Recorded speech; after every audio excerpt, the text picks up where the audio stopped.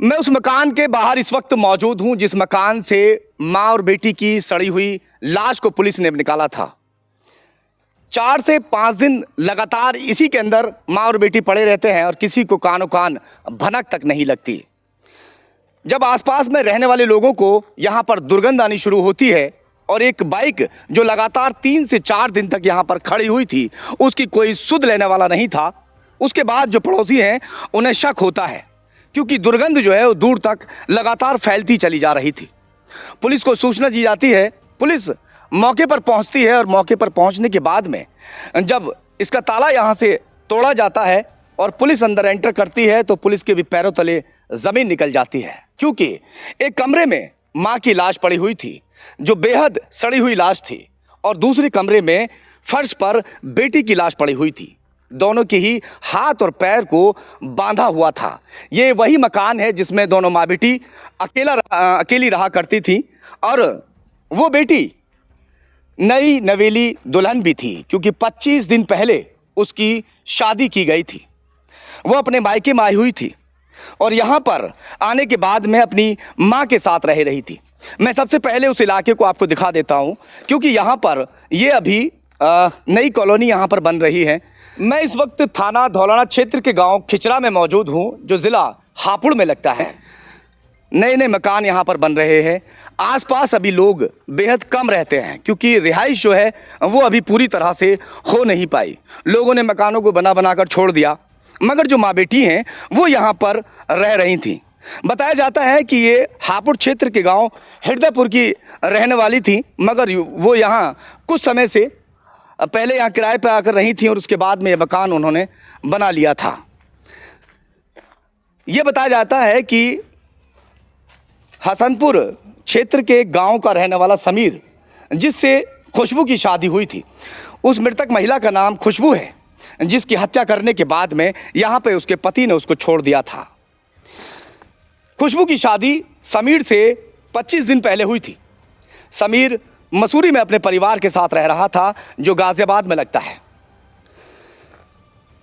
नई नवेली दुल्हन के बारे में समीर को यह पता चला कि जो मेरी दुल्हन है उसका कहीं एक्स्ट्रा अफेयर चल रहा है। उसे यह भी मालूम नहीं था कि वो पहले से 2-2 शादियां कर चुकी थी।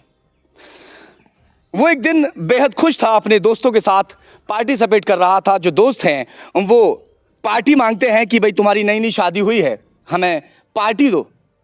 वो पार्टी देता है और पार्टी के दौरान जो उसके दोस्त हैं उससे कहते हैं कि भाई अपनी दुल्हन का फ़ोटो तो दिखाओ, सुना है कि तुम्हारी दुल्हन बेहद खूबसूरत है।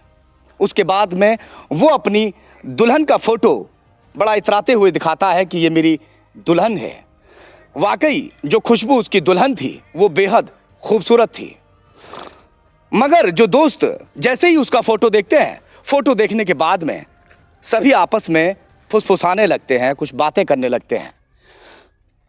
वो पहले तो ध्यान नहीं देता मगर जब ध्यान देता है और कहता है कि आखिर तुम लोग आपस में क्या बातें कर रहे हो जो मुझे नहीं बता रहे, आपस में अकेले अकेले जाके बात कर रहे हो। वो कहते हैं भाई तुम्हारी आपस में अब शादी हो चुकी है, बात ही कुछ ऐसी है, अगर हम तुम्हें बताएंगे तो तुम्हें जो है गलत लगेगा और शायद मामला तुम्हारा आपस में ख़राब हो जाए, यानी शादी बिगड़ जाए। हम नहीं चाहते कि तुम्हारी शादी बिगड़े, अब तुम आराम से रहो। वो कहता है भी बताना पड़ेगा जो बात है। अब जो उसके दोस्त हैं जो उसे बताते हैं उसके पैरों तले ज़मीन निकल जाती है क्योंकि उसकी नई नवेली दुल्हन जिस पर वो काफ़ी इतरा रहा था, काफ़ी खुश था, वो कहते हैं कि पहले तो इसकी 2-2 शादियां हो चुकी है और उसके बाद में फिर जो बताया कि ये कॉल गर्ल है, ये फ़ोन पर कहीं भी सर्विस देने के लिए पहुंच जाती है, इसको हमने खुद बुलाया है। एक दोस्त उसमें वो मौजूद था जिसने उसके साथ कुछ समय बिताया था मगर फिर भी उसके बावजूद वो उस पर यकीन नहीं करता। वो कहता है कि मैं यकीन नहीं करता, तुम लोग झूठ बोल रहे हो। वो अपनी पत्नी से आकर पूछता है, अपनी जो सास है उसी से आके बात करता है कि तुम्हारे बारे में ऐसी बातें सामने आ रही हैं। वो ये बात तो बता देती हैं कि हाँ हमारी 2 बार शादी हो चुकी है, जो खुशबू है वो बता देती है मगर वो इस बारे में नहीं बताती कि वो कॉल गर्ल का काम भी करती है। मगर धीरे धीरे उसको ये बातें और दूसरे भी लोगों के मुंह से पता चल रही थी कि तुम्हारी जो दुल्हन है, जो अभी तुमने जिससे शादी की है, वो कॉल गर्ल का काम करती है। उसके बाद में फिर धीरे धीरे समीर के परिवार वालों को भी पता चलने लगता है, उसके पिता को पता चल जाता है, उसके भाई को पता चल जाता है, उसकी भाभी को पता चल जाता है। वो उसे लगातार ताने मार रहे थे कि तुमने शादी भी की तो एक ऐसी औरत से जो कॉल गर्ल है। फिर उसके बाद में वो अपनी सास को और अपनी दुल्हन को समझाता है कि इस काम को छोड़ दो। वो उससे कहता है कि जो अब तक हुआ वो हुआ, मगर अब आगे तुम्हें जैसा मैं कहूँगा वैसा करना होगा। मगर खुशबू को वो ज़िंदगी अच्छी लग रही थी, जो वो कॉल गर्ल का काम करती थी वो उसे बेहद पसंद ज़िंदगी लग रही थी। पहले किराए के मकान में आके रही थी, मगर उसने ये मकान भी खरीद लिया था। अब इस मकान की वो मालकिन थी, जिस मकान में माँ और बेटी दोनों रहा करती थीं। वो अपनी पत्नी को बेहद समझाने की कोशिश करता है, अपनी सासू माँ से भी कहता है कि अब इससे इस काम को छोड़ने के लिए कह दो, मगर वो कतई मानने के लिए तैयार नहीं थी। नई नवीली दुल्हन और सास को समझाने की जब कोशिश उसकी सफल नहीं हो पाती तो उसके बाद में फिर वो साजिश रचते हैं और साजिश के तहत उन्हें मारने का प्लान बनाया जाता है। समीर का पिता और समीर का भाई और भाभी, वो सभी लोग यहाँ घर पर आने का प्लान बनाते हैं। समीर अपनी दुल्हन को फ़ोन करके कहता है कि आज मेरे पापा आ रहे हैं और मेरे भैया और भाभी भी मेरे साथ आएंगे, तुम खाना वाना तैयार कर लो। खुशबू इस बात से अनजान थी कि आज उसकी ज़िंदगी का आखिरी दिन है।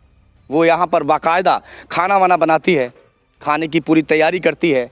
वो लोग यहाँ पर आते हैं और आने के बाद में इस मकान में बाकायदा उसी तरह से जैसे रिश्तेदारों के साथ में होता है, खाना पीना सब कुछ होता है। खाना पीना होने के बाद फिर उन्हें गला दबाकर मौत के घाट उतार दिया जाता है। माँ और बेटी को मारने के बाद उनके हाथ और पैर को भी बांधकर यहीं पर छोड़ दिया जाता है। जिस वक्त उनकी लाश मिली थी तो लाश काफ़ी फूल चुकी थी, सड़ चुकी थी। अब पुलिस के लिए टेढ़ी खीर था इस केस को खोलना, क्योंकि आसपास में ना तो कोई रहने वाला है, ना ही कोई यहाँ पर सीसीटीवी है जिससे ये जल्दी खुलासा हो पाता कि कौन आया और कौन गया, क्योंकि 3 से 4 दिन के बाद का मामला था। अब पुलिस जो है असमंजस में थी कि आखिर हत्या किसने की। मगर यहाँ पर जिस वक्त वो हत्या करने के बाद निकलते हैं उस दौरान यहाँ ताला तो लगा देते हैं, बाइक की चाबी कहीं खो जाती है जिस बाइक पर वो सवार होकर आए थे। उस बाइक की जो नंबर प्लेट है वो परत दर परत खोलती चली जाती है। बाइक समीर की भाभी के नाम पर थी और इसी बात से खुलासा हो जाता है कि हत्या किसने की है। फिलहाल पुलिस ने 3 लोगों को गिरफ्तार कर जेल भेज दिया है। अभी जो पति समीर है वो अभी भी फरार है और पुलिस उसकी तलाश में है।